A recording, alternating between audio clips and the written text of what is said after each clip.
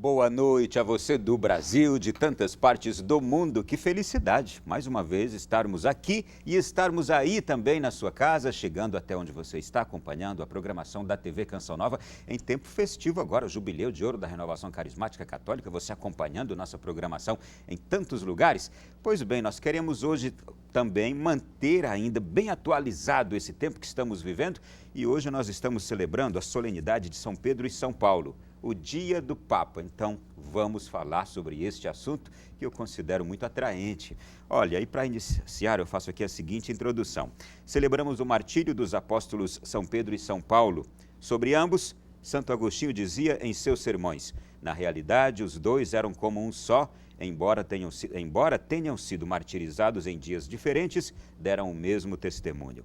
São Paulo, o apóstolo dos gentios, que antes de sua conversão foi um perseguidor dos cristãos e tornou-se o mais ardoroso evangelizador, sem reservas no anúncio do evangelho. E São Pedro, o eleito por Cristo, quando disse: tu és Pedro, e sobre esta pedra edificarei a minha igreja. É por esta razão, também, que hoje a igreja celebra o Dia do Papa, aquele que é o sucessor de Pedro, vigário de Cristo, o princípio e fundamento perpétuo e visível da igreja, e tem poder pleno, supremo e universal. É pastor de toda a igreja.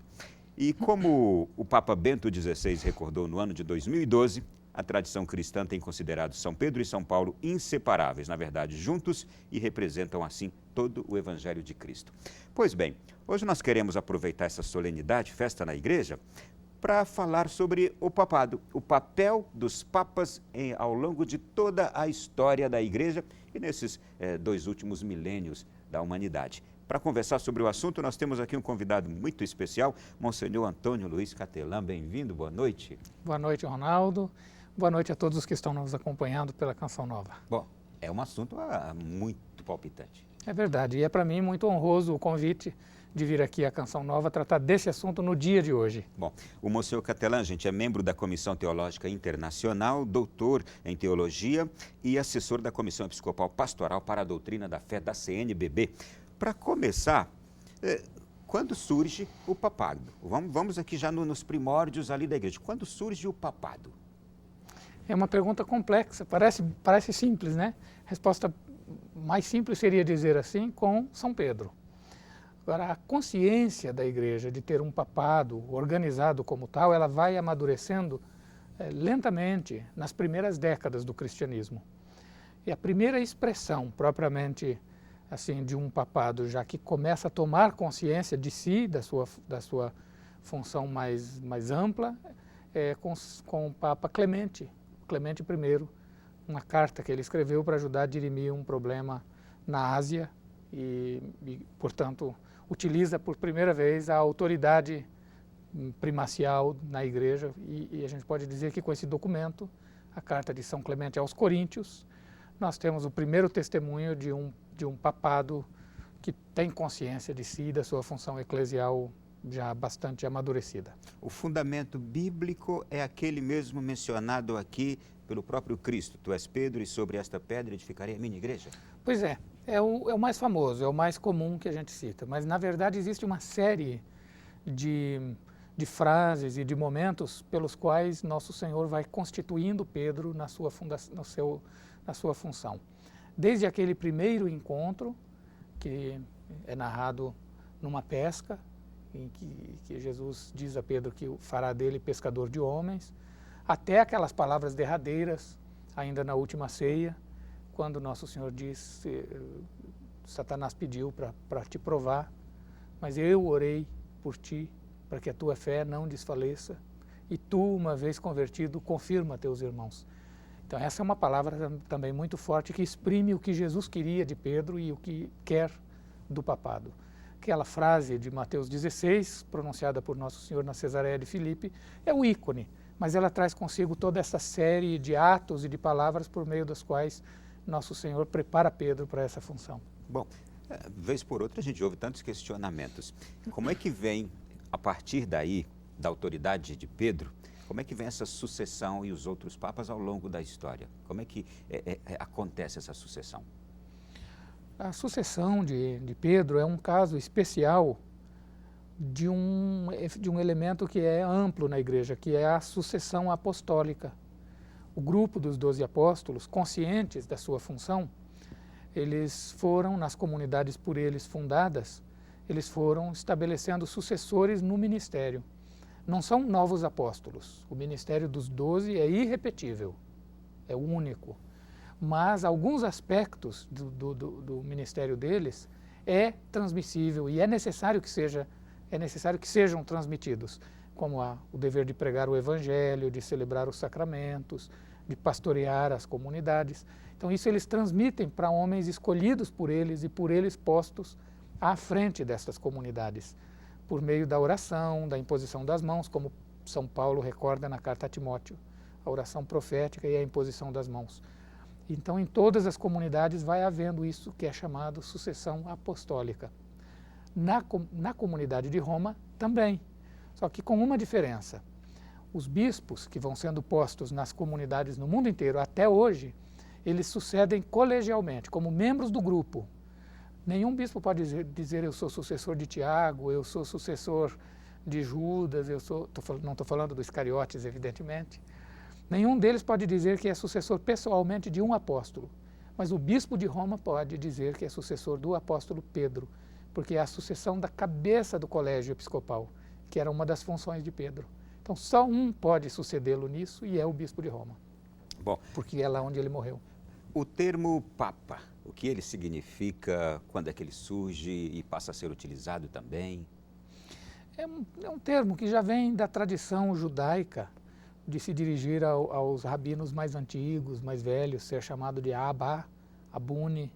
Até Nosso Senhor põe em guarda contra um uso abusivo desse título. Não vos façais chamar Pai, temos um só Pai, que é Deus, porque era um título abusado à época dele.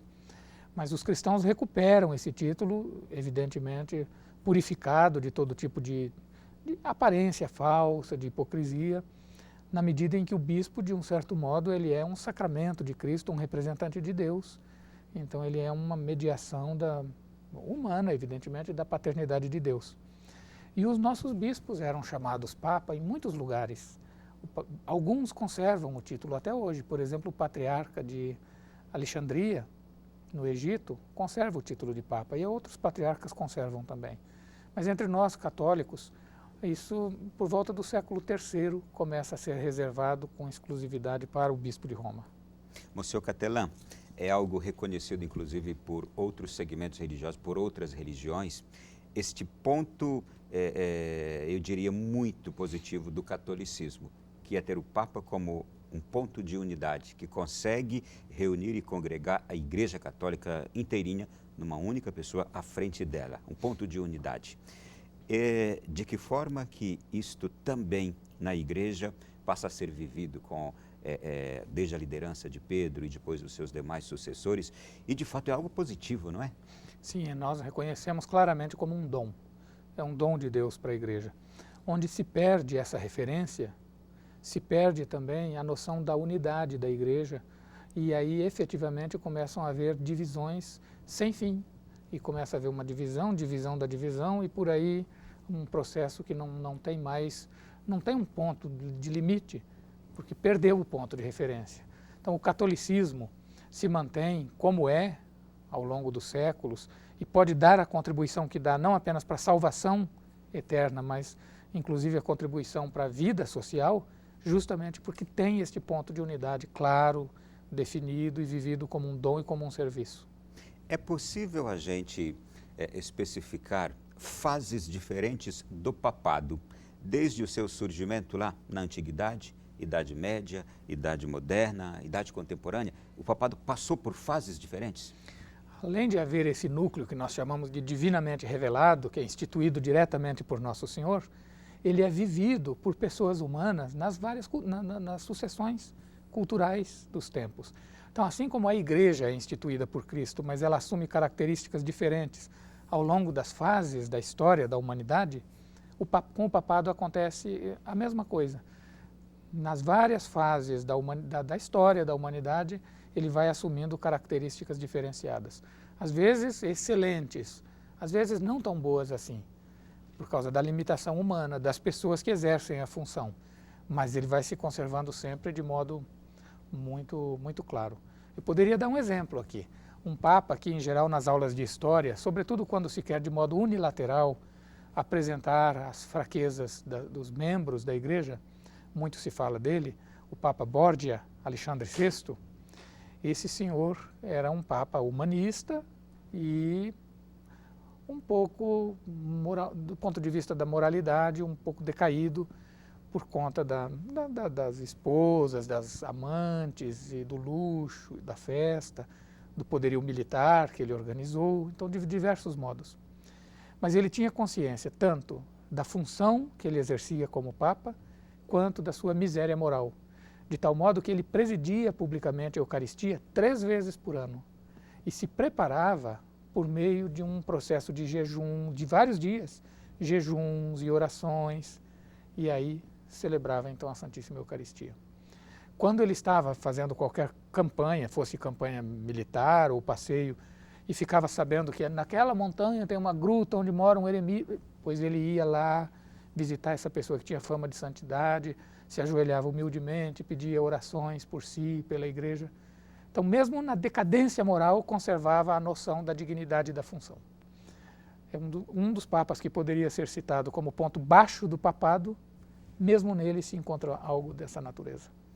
E aqui já entra uma questão que, quando se fala e quando se questiona alguns papas da história, um período bem negativo, quando se imagina também aquilo que a Igreja sempre defende como algo tão precioso, que é a sucessão, a sucessão apostólica, como não ter se rompido quando tinha um Papa assim não tão digno à frente ou não tão moralmente à altura da sua função. Como entender não se romper ali essa sucessão e esta guia do Espírito que sempre esteve à frente da Igreja?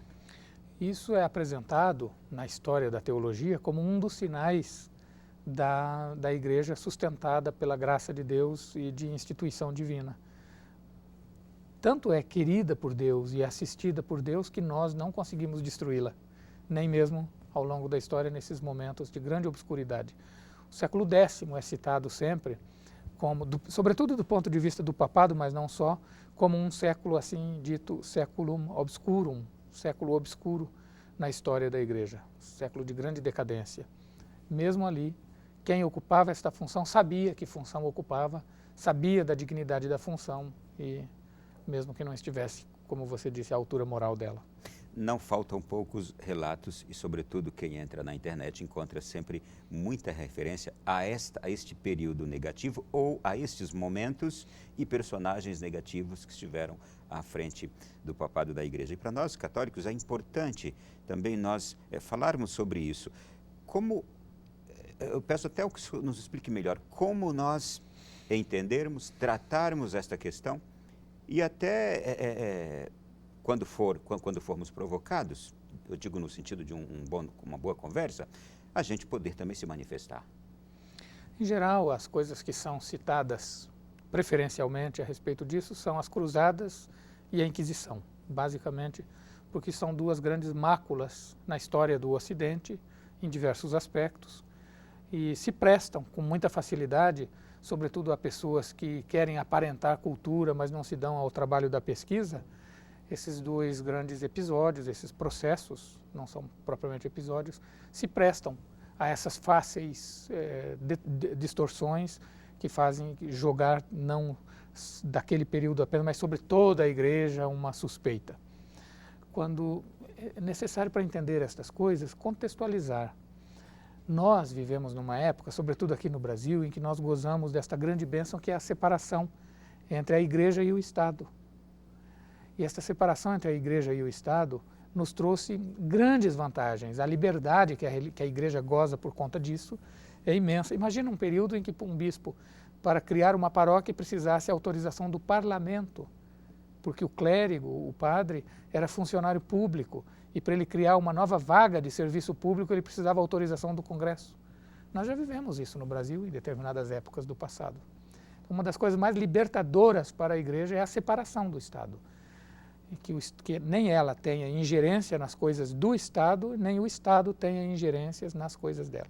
Teve uma fase na história da igreja chamada de cesaropapismo, em que os líderes leigos, príncipes, reis, imperadores, nomeavam também as pessoas para funções eclesiásticas, de bispo, de abades, de abadias ricas, justamente para beneficiar parentes, os ditos sobrinhos, que muitas vezes não eram propriamente. Então o cesaropapismo trouxe um grande mal à igreja, a igreja governada não por pastores, mas por pessoas com interesse político. E isso, em alguns tratados, isso se prolongava. Então, hoje nós vivemos um contexto de separação entre igreja e Estado.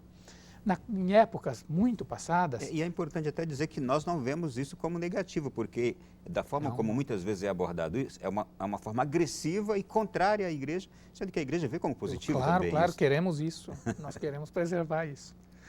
É quando se entra para a linha do laicismo, que daí é outra coisa, mas isso a gente pode conversar outro dia, porque nos tiraria do nosso tema de... Mas eu vou pedir que a gente dê uma pausa agora, já vamos para o nosso primeiro intervalo, na volta nós vamos continuar aprofundando um pouco mais e conhecendo também este papel dos papas ao longo da história da humanidade. Olha que a gente está falando aqui de apenas trechinhos pequenos da história da humanidade, mas tem muito mais contribuição, a gente volta já já na sequência.